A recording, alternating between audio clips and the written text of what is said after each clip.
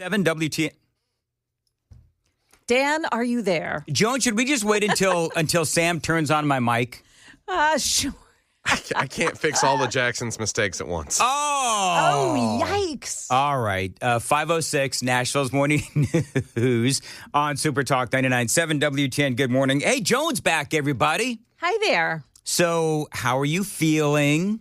I'm feeling better. So Joan thinks that she had the vid. I do. I think I had the vid. So aren't you supposed to be isolating for like 20 days or something like that? Or is that all over with now? I think they've realized that if you've got the vid, everybody's going to get the vid around you, regardless of what you do. So, all right. Well, glad you're back. And hopefully I'm not giving you the vid right now through the radio.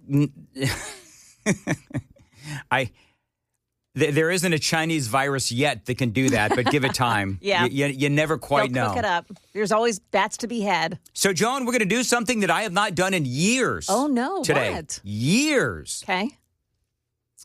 Now, you'll notice that Sam has a really dour look on his face because I've decided today is going to be open line day before Wednesday day. So I'm going to keep the phone lines open all 4 hours of the show, which I usually don't. I mean, because I got a lot of stuff to get through. But if somebody wants to talk about something that we've talked about this week, 615-737-9986. Phone lines are open. Now, Sam's got to realize, Joan, because he's like all bummed out about this because he doesn't like. Every screener hates screening phone calls, which I don't understand why. Because I love you people, and I love talking to you people. That's why I call you people. But nobody ever calls. Even when I do, like, whenever I do open lines, nobody ever calls. That's why, Sam, I'm trying to tell Sam, it's really not going to be that bad. I promise you, friend, nobody is going to call. Even if I say that it's open lines. I was just on like 350-something radio stations. Do you know how many phone calls I got last night, Joan? How many? 1. That's not true. It is true. Did you only take one, but there were more? No, sir, I only got 1 call last night. Get out of here. Well, the guys on Red Eye, then I promise I'm going to get to some business. But the guys on Red Eye, they never take calls. Like, they just, by design, they don't. Which is fine. I mean, that's how they do it. I like taking calls. I don't get to do it often on the morning show because of the structure of the format and all that. But on overnights, I love taking phone calls. And so Sam just threw down his headphones because the phone rang. So, yeah, but I didn't get any calls last night, which is fine. Listen, it is typically a very slow day. Yeah. The Wednesday before Thanksgiving, which is going to be tomorrow. So when I was on in middays, I would on occasion do open lines. I'm not a big open line kind of guy. I'm not El Rushbo. Yeah. It's Open Line Friday. Open Line Friday. But, I feel like, you know what, it's the Wednesday before Thanksgiving, and I'm so appreciative of this audience and the folks that listen. If you want to do something sappy, like, what are you thankful for? Oh, yeah. I'm thankful for the people that listen. Okay, that's good. I'm thankful for the people that listen, and I'm thankful for the people that gave all that money to the Nashville Rescue Mission on Monday. So for my sickbed, I listened, and I thought it was so nice. Like, the stories that were told were wonderful. The people that called were amazing. Yep. I'm sad that I wasn't there. I'm sad I wasn't there. You know what? If you stick around long enough, Joan, maybe you can be there next year. Yeah, there you go. Wait, what do you think the chances are? What's the over-under, Joan, on both you and I still being employed at WTN by this time next year? It depends on how much we irritate the boss. Well, there's a goal for one of us. Yeah. Charlie is on line 1. Then I'm going to get to business. Charlie is calling from Columbia on Super Talk 99.7. Hey, Charlie. Good morning. I'd like to say that I think that this is one of the best topics that you have had, and I really enjoy it. And it made so much sense, very much sense. And I thought that was a blessing for you to talk on a topic like that. I want to thank you for it, and I want to say, may God bless you all and have a happy Thanksgiving. Oh, thank you, Charlie. I appreciate that very much. I didn't catch all of what he said, but I heard thank you and have a great Thanksgiving. So I know, Joan, that for once it was a nice call. Yeah. See that. And you doubt people. I've never doubt. Why don't I? Okay. Roll the tape back. That's all right. I'm going to take Bill, and then we're going to talk about a big headline from Newsweek about the 7th Congressional District. This is Mr. Bill in Hendersonville on WTN. Hey, Mr. Bill, how are you? Man, I want to tell you, Joan, Sam, you're the best people to wake up to at 5 a.m. on 99.7 WTN. And I set my alarm every morning just so I can hear your wonderful Marconi award-winning voice. Oh, that's so sweet. So they put you up here as Mr. Bill. Is that how you go by, as Mr. Bill? Yeah, I'm Mr. Bill from Hendersonville. We've met many times because I always go to all of your functions, and I always have to remind you how much I love to give you a hug. Oh, yeah. Okay. Hello, Mr. Bill. Very good. Hey, but I didn't ever call you Mr. Bill. Okay, so I want to see if Joan and Sam or you, Mr. Bill, get this reference. Sam might, but I want to know if you get this reference, Bill. Oh, no. I got it. You got that, Joan? Oh, my gosh. I am so incredibly impressed. I would be impressed if Sam knows it. Hold on. Mr. Bill from Hendersonville, did you get that? Do you know what that is? Well, of course. How old do you think I am? I know, right? I'll be 95 in just 20 more years. And I was around whenever Mr. Bill first got popular in 1980. Wow. Okay. Look at you. He was a character on Saturday Night Live, and he was a little claymation figure, and he was always having diabolical and dastardly things happen to him, and that's why he would always say, "Oh, no, Mr. Bill." It wasn't "oh, no." It was "oh, no." That's what it was. Thank you, Bill, Mr. Bill from Hendersonville. Why would you think I would not know Mr. Bill? Because you're Joan and you're godlike. Oh. You're like very godly, and you don't partake in such things. People who are godly also like to have fun. There's a headline for you. And B, I wasn't always following the path. Okay. We all kind of walk off. So what you're saying is people that liked Mr. Bill are devil worshippers? I'll say this. That thing creeped me out. Mr. Bill? Yes. Why? Just the dead, soulless eyes. Not Mr. Bill from Hendersonville. The clay figure. Yes. Well, he was a clay figure, so he was possessed soulless. by a demon. Did that really start in 1980? Can you fact check Mr. Bill from Hendersonville? Can you fact check that? For some reason, I think it was earlier than that. I think it was in the mid to late 70s, but I very well could be wrong. Nope. February 28th, 1976 is when Mr. Bill appeared on Saturday Night Live. Okay, so then it all makes sense. So I've told this story before. My brother and I used to go into the bathroom, and we would do tapes and pretend that we were like Mr. Bill and do little skits. Oh, that's awesome. I do. I wonder if he remembers that, actually, my brother and I. Because we'd go in the bathroom with our stupid little tape recorder, and we would try to do in unison, "Oh, no." My brother and I would both do that. My mom's like, "What are you doing in the bathroom?" I guess she wasn't a Mr. Bill fan. She had no idea. Yeah. She had no idea. Anyway, all right, is business coming up. But we do have open phone lines today. It is the Wednesday before Thanksgiving. And I would love to just talk to people today. So 615-737-9986. A big headline coming up. Joan's got the traffic. Joan. Yeah, there is no traffic. I mean, I think that's going to be our story today, is that there's really not a lot of traffic. I don't see any delays. I don't see any accidents so far this morning. Traffic every 10 minutes every morning on Super Talk 99.7 WTN. All righty. Very good. As far as your weather goes, a bit breezy this morning. Otherwise, mostly sunny and cooler. A high of 53. Mostly sunny, but chilly, with a high of 46 degrees for Thanksgiving. Appreciate you listening to Nashville's Morning News on Super Talk 99.7 WTN. All right, so, Joan, which name for Aftyn Behn do you like better? Because I was calling Aftyn Behn, and by the way, this is the great thing about Joan just coming back. Joan hasn't seen nor heard a lot of the Aftyn Behn nonsense because, she has been doing the, oh, no, in the toilet. So she's been very busy. Do you like, sorry, Joan, do you like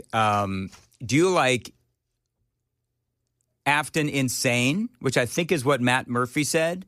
Or do you like, what did I call her yesterday? I can't. Didn't you call her Psycho something? Psycho Aftyn. Psycho Aftyn. See, I like Psycho Aftyn. There's a bit of an edge to it. Yeah, there is an edge, yeah. Psycho Aftyn could be like a European punk band.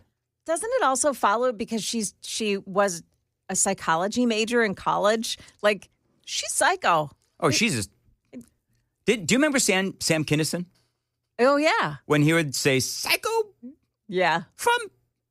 Yeah. So that it kind of reminds me. Yeah.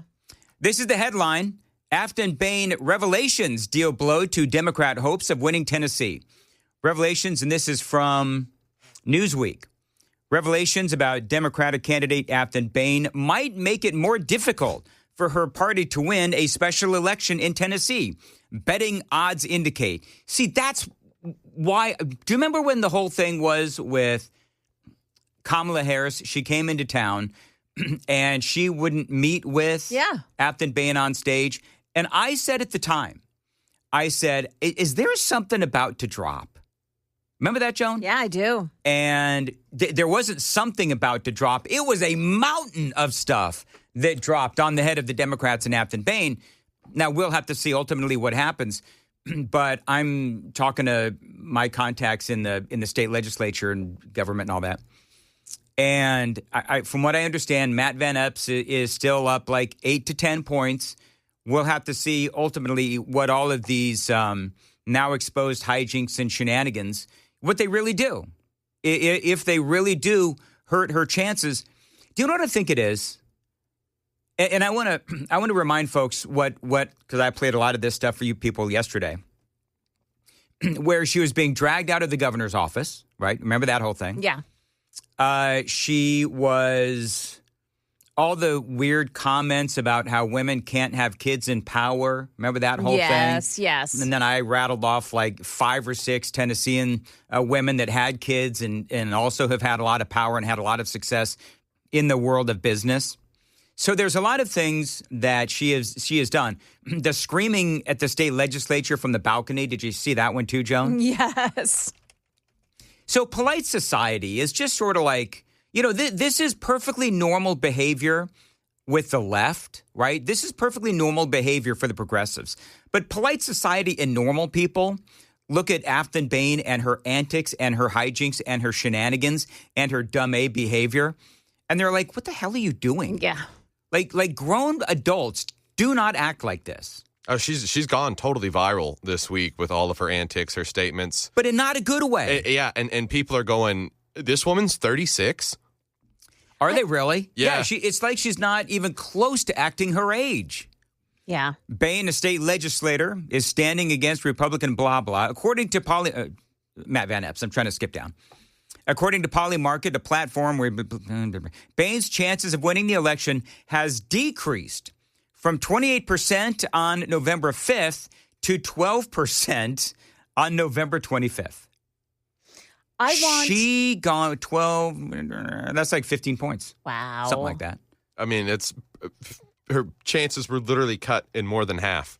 But a lot of these revelations didn't come down until after early voting began. Do you know a lot of people cast their ballots already. Okay, so here's what my contacts tell me. Yeah. I'm going to tell you as soon as I talk to Jesse on WTN. Hey, Jesse, go ahead real quick. Yes, I was just wondering your thought on why you think the 50-year mortgage is a negative thing. And I'm really not real sure or real up on it, but I'm thinking it was just a way for younger people to be able to get into home ownership quicker. And then, once you own the home, you can tweak it later on down the road with refis and things like that. But so I'd like to know why you think it's negative. Okay. All right. So I'll tell you, Jesse, a couple of reasons. Number one is nobody is going to live in a home 50 years. That's beside the point, though. And by the way, I don't believe that it is. I think my official talk show host position on this was that there's a lot of negative, but I understand that it might be good for some folks. So, number one, you're paying a lot more interest to the bank, right? That's number one.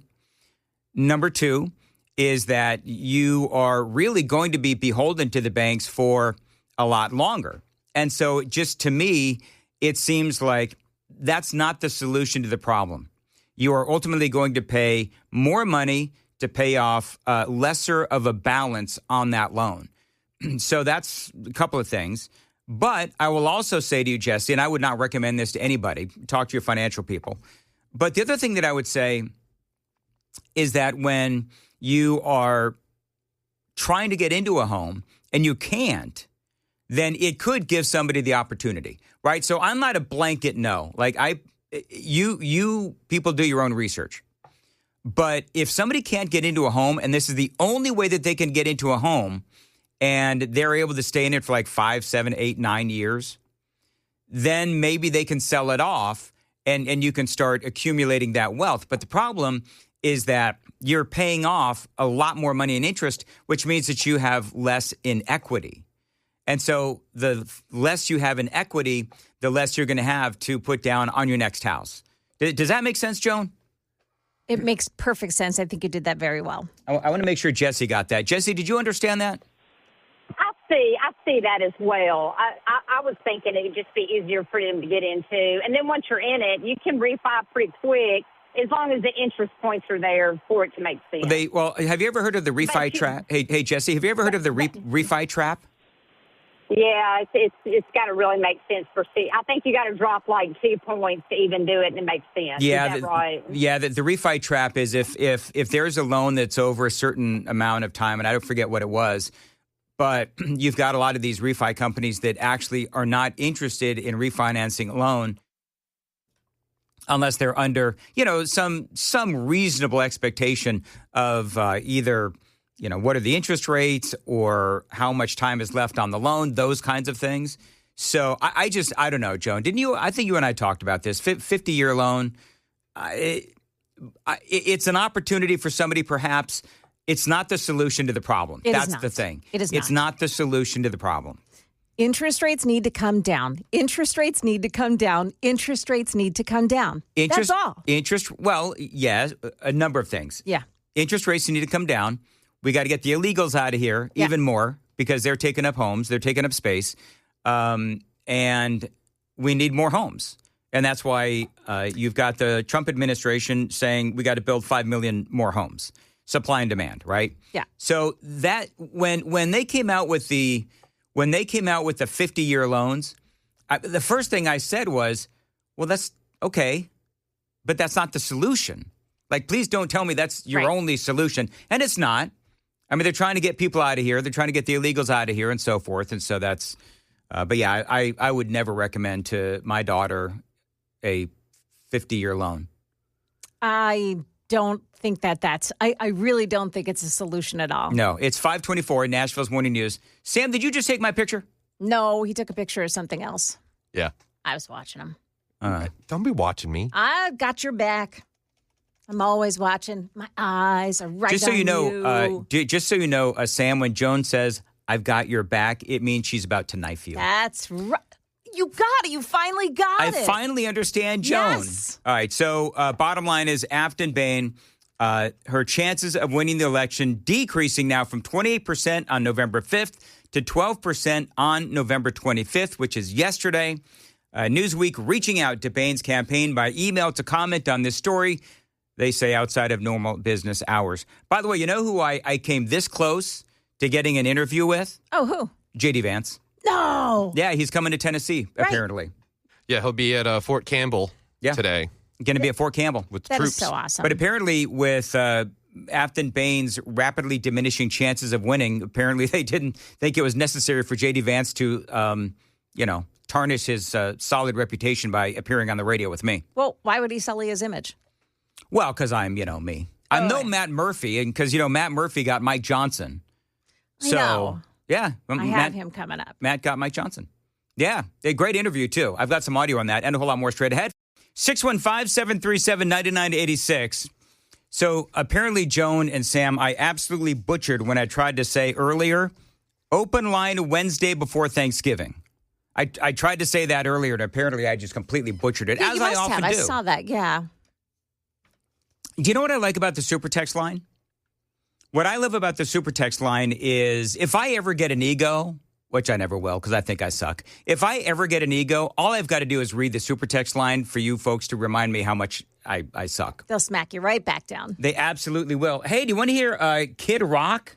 And then I'm going to get to a couple of calls. 615-737-9986.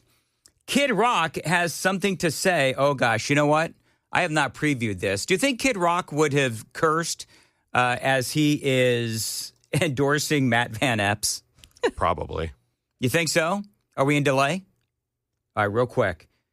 Now, you have one of the low-keyest guys in Matt Van Epps and Kid Rock, who, let's just be honest, Kid is at times a little exuberant in some of the things that he does. And here's what he says about Matt Van Epps. Matt Van Epps here with my good friend Bob. Kid Rock at his place on Broadway. Need you to get out the vote. All right, shouldn't be rocket science, kids. You got somebody who served our country. Thank you for your service. Yes, sir. Thank you. This willing to put America first against this left-wing lunatic nut job who is pretty much, it's come to surface if you haven't seen it yet, in case you live in a cave, who said she not only hates Nashville, she hates country music. And also, she thinks, if little Johnny goes to school and wants to be called Sarah, that the parents shouldn't be notified, wants to defund the police. I mean, everything else. Come on, people. If you want to live in a city like that, move to Portland. Let's keep Tennessee conservative. Let's keep it moving forward with people like Matt here. And let's not let these lunatics into our politics. There you go. Matt Van Epps. Nice. Earns the support of Kid Rock. Let's see here. This is Thomas in Kentucky on Super Talk 99.7. Hey, Thomas. Hey, Dan. I was listening to you this morning on Red Eye. Mm-hmm. You come back from breaks, you're giving out the text and all that stuff. You should call, but you don't want to call. It don't matter because I don't want to talk to nobody. Well, you don't want to talk to people, so why did you pick up the phone and call me? No, I said you said that. Oh, I said that? No, Yeah. I love talking to people. No, that's why I'm confused this morning. On 99, you're saying call because I love talking, but on Red Eye, you play it back around 3 o'clock. You said I don't want to talk to nobody. I never said I don't want to talk to nobody. The Truth Patrol has come for you, Go Dan. back and play it. That I said that I don't want to talk to nobody? I never. You know what, Yes. Sam? See what he's talking about. I don't think I said that because I wanted to talk to people. Yeah, I love talking to people. I love y'all show. Don't get me wrong. But yeah, you did say that around 3 o'clock. I said I don't want to talk to anybody? Yes, you did. Okay. Thank you, Thomas. We're going to have to All find right. out. Do you know what, me? Thank you. I appreciate it, though. Thank you. I don't think did I say that, Joan? You were listening. I was, but I don't know if I heard that. I was listening in the 3 o'clock hour, too, so I... Do you know what sometimes happens is if nobody calls and I say, I don't want to talk to anybody anyway. Oh, yeah. Okay. You know what I mean? That's probably what it was because that's a totally snarky thing that I would do. Yeah, Thomas, he was just being sassy. Sassy Pants Mandis. Real quick, and then we're going to get to business. Brad is in Murfreesboro on WTN. Hey, Brad, how are you? Hey, good morning, guys and gals. Hey, I want to comment on a gentleman that spoke during the radiothon that I actually had to pull my car for what he said was so inspiring to me. It was just before the 6:30 break, and the gentleman talking about he works there at the mission. He said, I just want people to know that here at the mission there are no big I's and little U's. And I had to stop and think about that just for a moment. What's he saying? And he's saying that no one's problems is bigger than the others. We're all equal here, and let's work this together. And I just thought that was very inspiring to me. You know, there's so many, Brad, there's so many inspiring people and moments at the rescue mission and at the radiothon and the months leading up to it when I get to go and interview people and edit together those little vignettes. They're all inspiring, from the people that work there, the people that are going through there, the challenges that they've been able to overcome. It is amazing. That's why when I say, people think I'm kidding. One of my favorite broadcasts, if not my favorite broadcast, is when I get to go down to the rescue mission and interview all of those folks. So, Brad, I very much appreciate the fact that you listened. Well, I got one other thing. Yes. I do text in quite a bit, and from all over the world, Hong Kong, Incheon, South Korea, and sometimes I don't think y'all believe that I'm really there. But it is all true when I text from all over the world. So you're like a world traveler? No, I fly international cargo. Oh, very cool. Okay. Yeah, so I'm all over the world, and so if you get a text from Hong Kong, it really is Hong Kong, I promise. Do you get nervous when you go into China? I would. Put it this way. Everyone asks me what's my favorite airport to land in. That is Nashville. That means I'm going home. There you go. Well, the airport to take off out of anywhere in China, and it's not the people in China, they're great. It's the process while you're there. Interesting. All right. Well, Brad, thank you very much for the call. I appreciate it, and the fact that you're listening to WTN all across the world. All right. This is Jim Acosta. You want to talk about a brain trust, Joan? I know. Jim Acosta. In Aftyn, Behn, listen to this. You were saying, before we got started, you were saying that J.D. Vance, is that right? J.D. Vance is coming to your district to campaign on behalf of your opponent tomorrow? Yeah, so Trump had a telethon hall for my opponent, and it was very strange hearing Trump say your name. I was hoping he said your name? Oh, yeah, twice. I was hoping he'd say something like... You know what's so funny is that if you're watching this on Super Talk TV... when Jim Acosta says, he said your name, Joan, he's got that, somebody farted in church look on his face. Like, she is way less cute than my daughter, Ivanka. She's not a real blonde. No, I that's a good Trump. Thank you. I thought it was going to be funny. It wasn't. But so they brought in the big dogs because Trump can't afford to lose another district. J.D. Vance is coming to Fort Campbell, which is obviously a base for military families tomorrow. And so the cavalry is being called in because this race has unforeseen become quite close. I mean, if they're bringing J.D. Vance in, that's something else. Ladies and gentlemen, hide your sofas. I'm just kidding. That's just. Yeah. There's just a lot of, I've been grateful. I've welcomed the. You know what's so funny? So she's talking about how J.D. Vance is kind of like coming to the rescue. The cavalry is coming in, right? They're completely missing the point.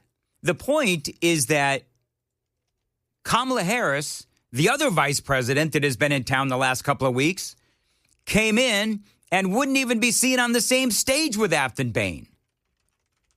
So I think that Aftyn Behn, I think she's a little jelly.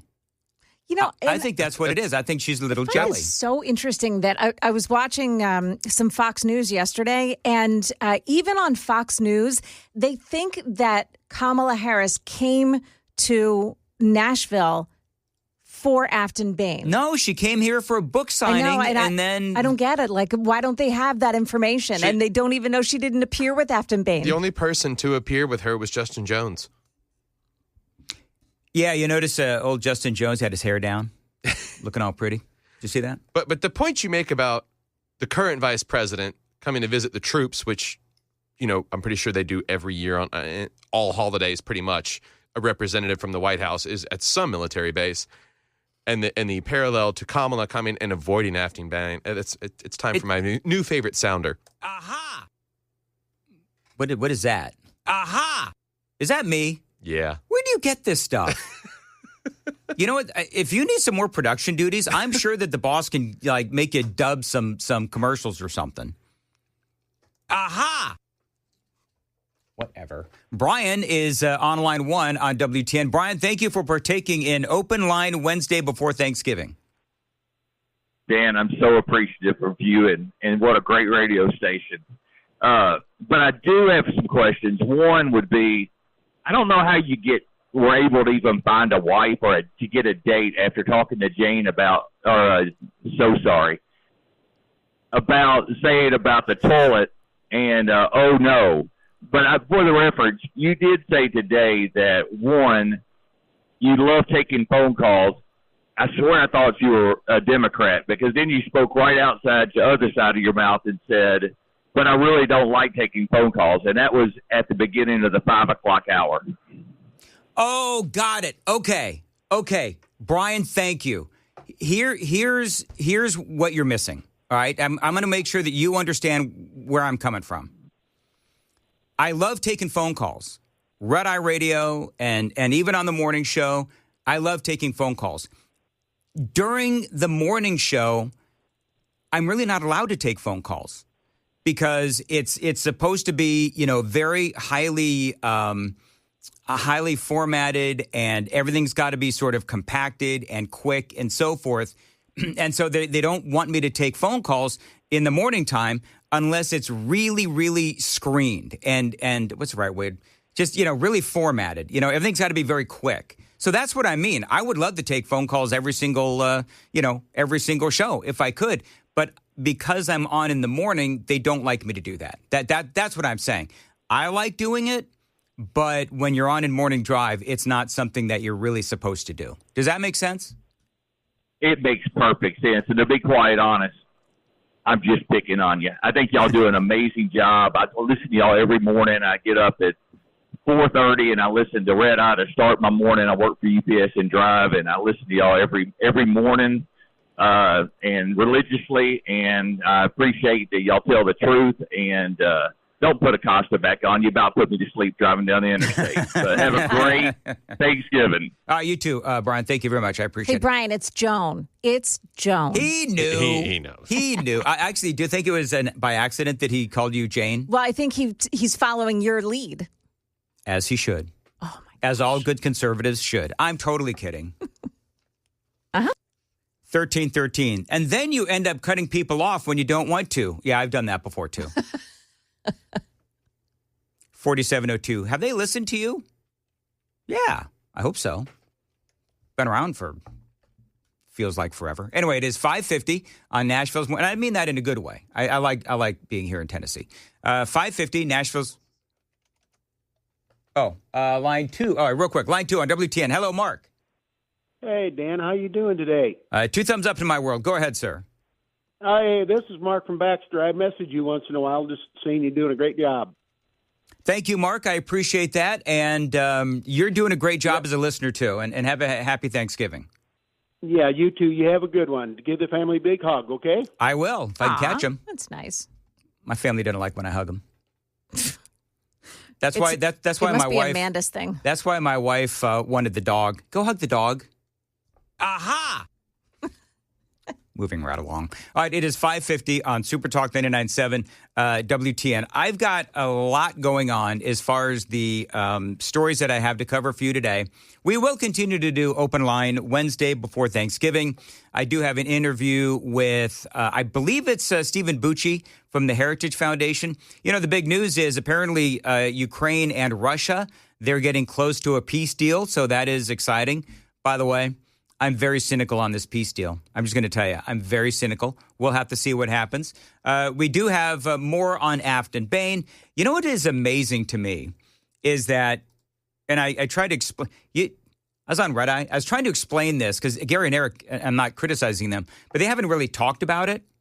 So the whole unfurling of the Aftyn-Behn train wreckery from the first time we heard the audio of she hates country music and she hates, Broadway and the, Nashville and all that kind of stuff, all the way to everything that has been coming out since then.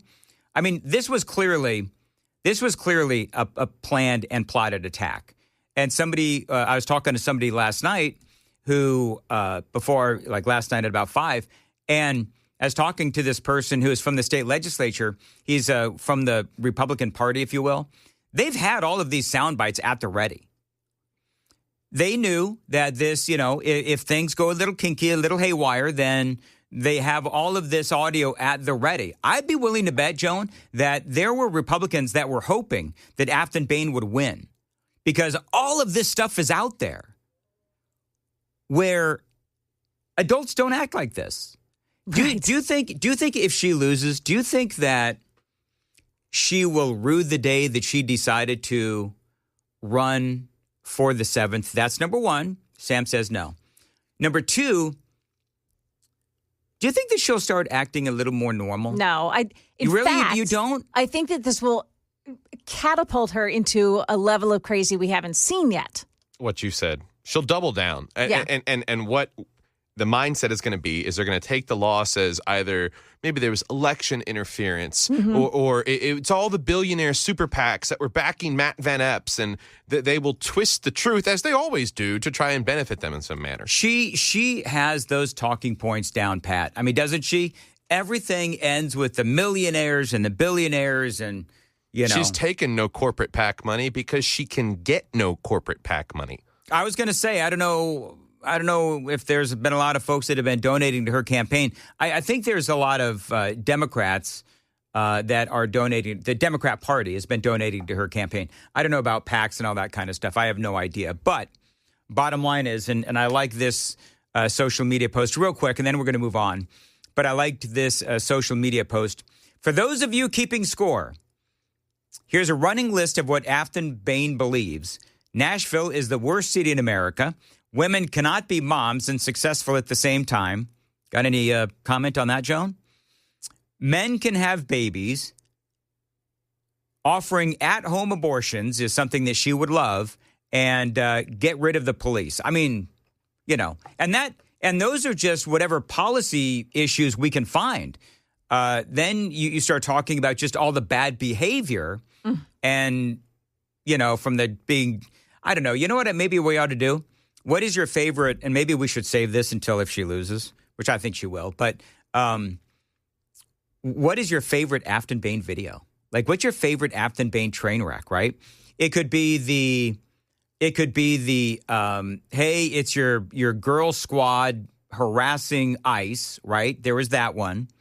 There is Aftyn Behn screaming at the top of her lungs from the balcony of the state legislature. There's that. There is being drug out of Governor Lee's office, right? Squealing. Absolutely squealing. So those are the big three. I think there's other ones too. Like, see, there's so many I've actually forgotten now.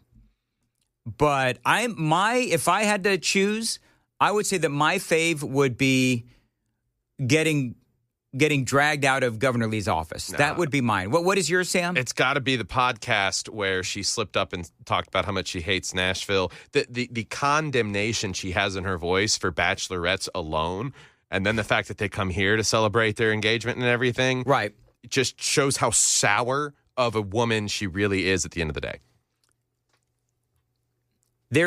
I've never seen a woman more in need of listening to the song "Don't Worry, Be Happy" than Aftyn Behn.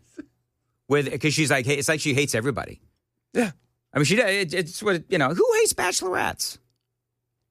Is it annoying? Yeah. Does it take up traffic when it's the weekend and there's 3 or 4 different groups?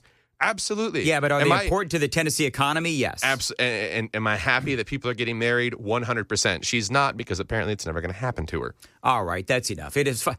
Joan, did you hear 8:35 yesterday? No. Oh my God. Wait, was this the bunchy boobs? Yes. Okay. That had to be the most uncomfortable conversation I've ever had, and I condemned that conversation in real time because I didn't want to talk about what Chris after asking everybody their thoughts on why they looked that way. And Jay. No, that wasn't me. Yes, I did not do that. Why is everybody on this show today telling me I said things that I didn't? Okay.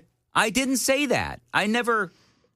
Wait, I may have. Yes, I'm gonna say. But it was only the question. It was only because I was trying to deflect from having to answer the question myself.